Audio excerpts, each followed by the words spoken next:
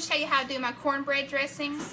And I already have the cornbread in the oven. I like to do that first. And then I start doing all the prep work. You're going to need about 2 cups of celery. You can dice it finely. I just like to use the Ninja Kitchen Prep.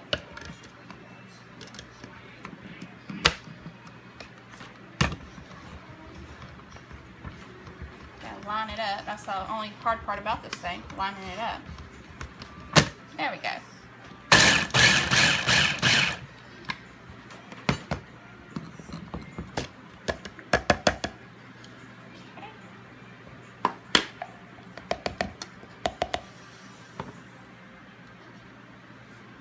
Alright.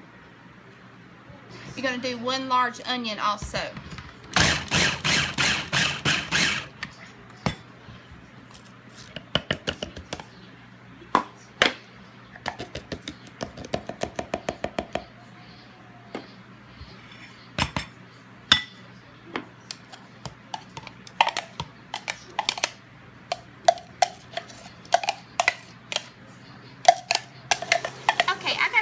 Butter that I'm melting, and I'm going to go ahead and add the onions and celery that I've already chopped up.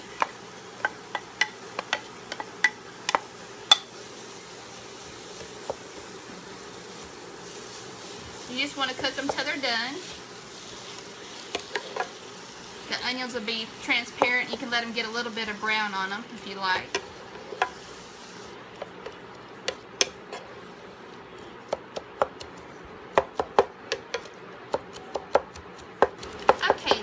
Softened up, and I'm just going to put this, pour the whole mixture into a bowl just to let it cool.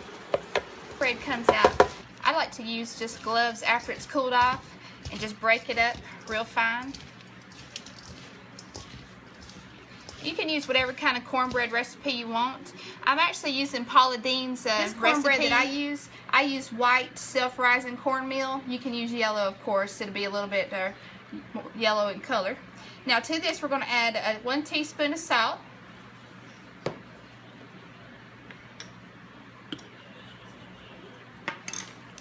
We're going to add a teaspoon of sage. I always add a heaping teaspoon. And you're going to add a tablespoon of poultry seasoning. And again, if you go a little over, that's fine. And then you want to use pepper. What I have here is a sleeve of saltine crackers that I've crushed.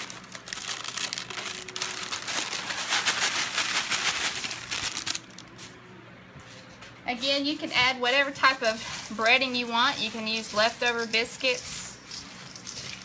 This is, like I say, this is Paula Deen's recipe, and seems strange, but it works. Okay, the next thing it calls for is 7 slices of bread that's been dried in the oven.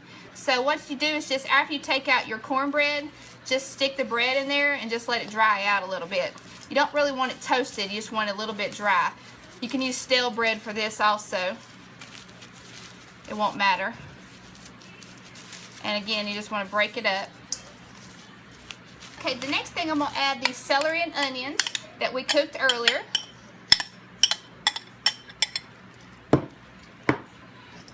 So stir it around.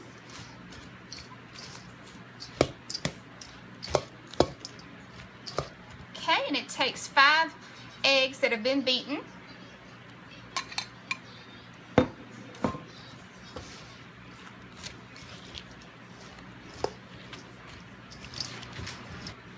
Okay, you want to use about 7 cups of chicken broth, or you can use your turkey drippings or chicken drippings.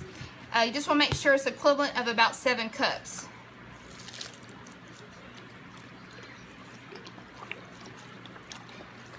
This right here is 4 cups. We may not need the whole 7. You want to just eyeball it after you add the first 4.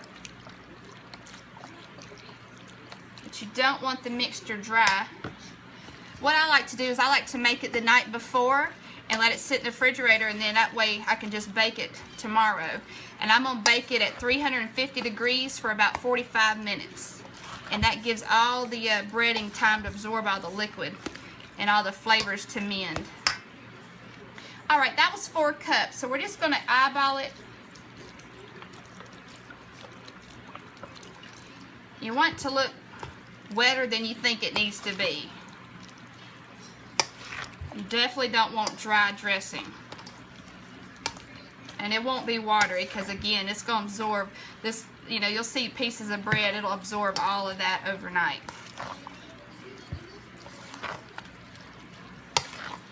Okay, a little bit more, and I think that's going to be enough. Okay, I've got a 13 by 9 pan that I've sprayed lightly.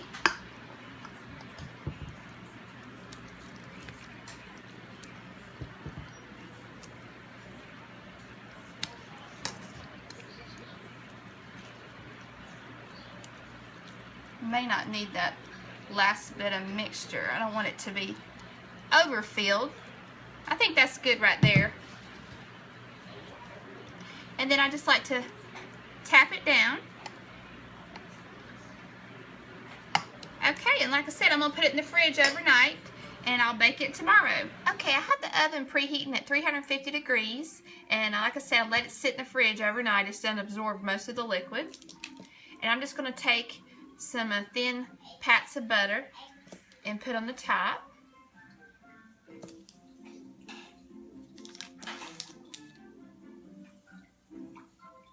Okay, and I'm going to bake it for 45 minutes. I ended up cooking it for 55 minutes. You can cook it a little longer if you like it a little darker. This is just the way I like it. There you have it. Thanks a lot.